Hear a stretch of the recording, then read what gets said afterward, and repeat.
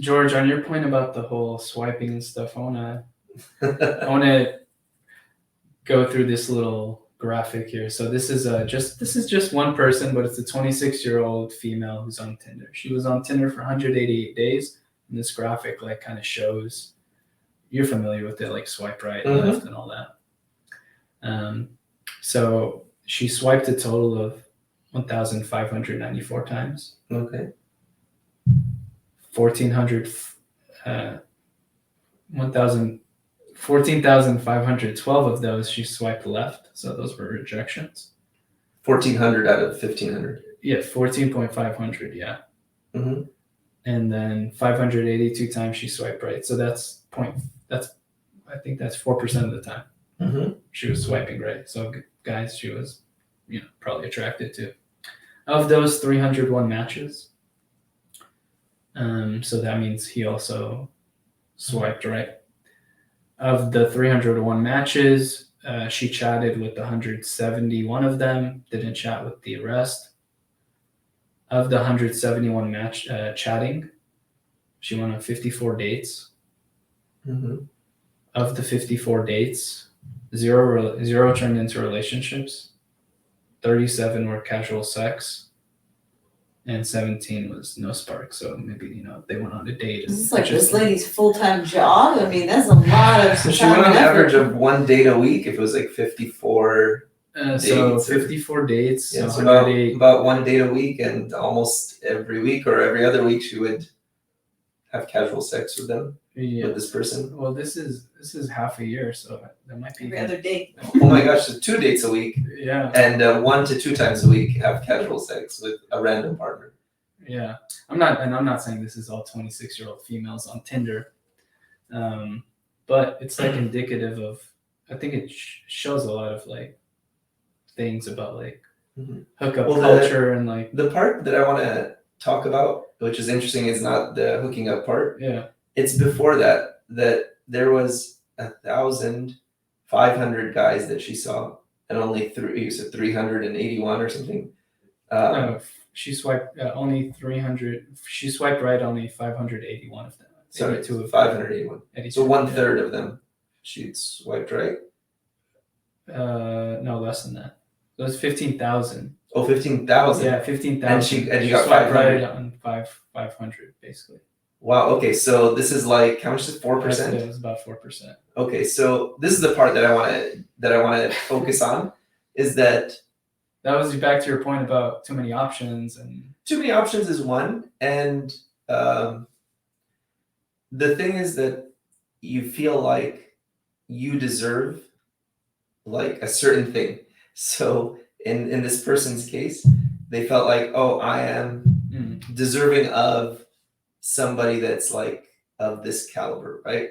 The problem is they're only looking at pictures to figure out what that person's caliber is. So they're judging the guy based on his looks, right, and purely his looks, which is a bad thing, because men of I think if you look at men historically, their value didn't come from purely looks, right? Like looks are valuable, but not in the if a female was judging a guy pre-Tinder, right? She'd say, oh, he was funny.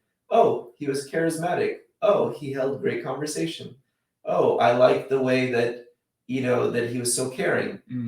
How can all of those things come across when she's looking at a picture now? So she's choosing guys that are of a certain look, right? Well, the second layer is you probably link to your Instagram account, which is then a whole manicured life. Of the guy's Instagram account. Yeah, I think they have links to like social media. Oh, I don't know that. Okay, I'm not sure, but I think so. But the idea is, it's the guys who look a certain way who are getting attention, right, not guys who have other things to bring to the table. And I would argue that, especially for men, their other attributes that they could be bringing could be stronger.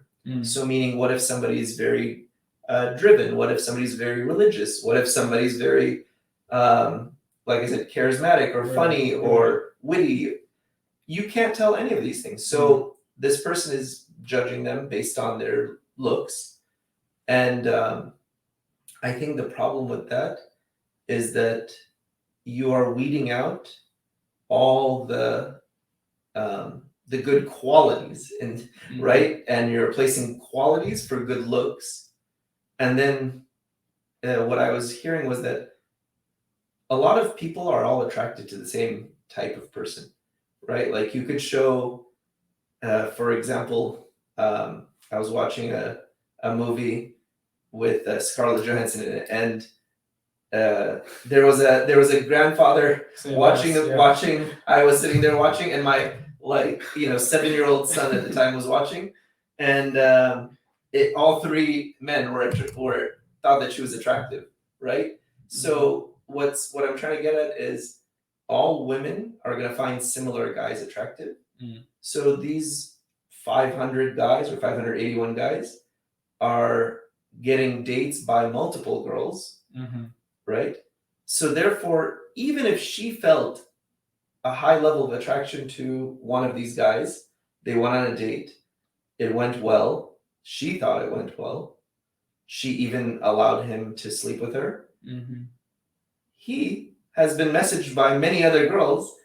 He still has he still has his list of girls that he wants to go be with. So even if she was great, she's not great enough to make him not want to keep dating and to keep hooking up. So that's I feel like this Tinder craze has only been beneficial to, if you want to say beneficial to men, and it's very harmful to women, because with women, their value comes in being something that's rare, or something that is sought after but not easily attained.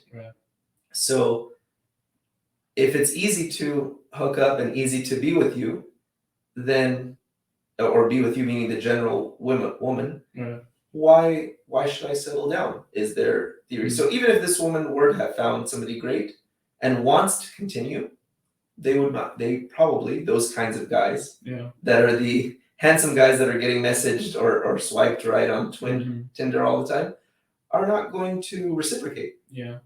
Or maybe they'll go on a few dates, but they're not gonna be there for the long term. And that's why I feel like this is kind of women asking for equality but getting the short end of the stick.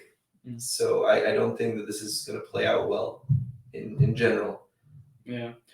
There's a French, I think it was a writer or poet or somebody, I don't know who really, but he talks about love being something that crystallizes. And he gives an analogy, I think something in Germany where they throw a log into some mine or something and bring it out a week later, and has all these beautiful crystals around it.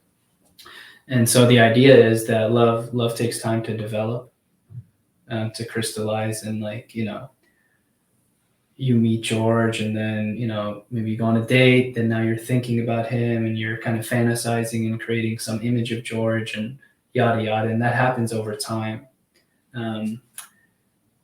I think, to your point, I think with Tinder and all these things, people want to go on that date, fall in love or not on the first date, and if it doesn't happen, it's like on to the next one kind of thing.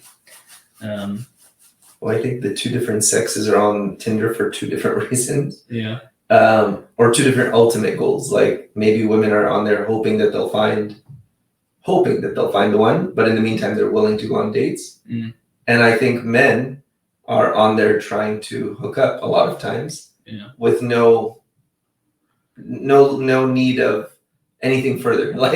Just I'm here to hook up and that's it. And some women too. And some women too. But I think for women, even the ones who want that, I think in the long run, when time starts ticking, they realize that it's a losing game. They've been spending a lot of time on it and getting nowhere. What about Meet and Right? Everyone's favorite app. Yes, right? Everybody's on it. Tinder what? I've never been on, so I don't know how it works, to be honest, but I imagine that's already filtered it, right? So that's people, I'm imagining these people are serious. I'm not against online ways of meeting people. What do you think, Susie, about that? I think if you think about it, if there's not one right person out there in the world for you, then it makes sense that you can fish in a larger pond, as long as you know kind of the intention behind like going out on this fishing trip, you know, on this website or that one, like what's the intention that you're going in with? You're going in to hook up, you're going in to really find someone that has, you know, a shared purpose, or, you know, like what is the heart behind it?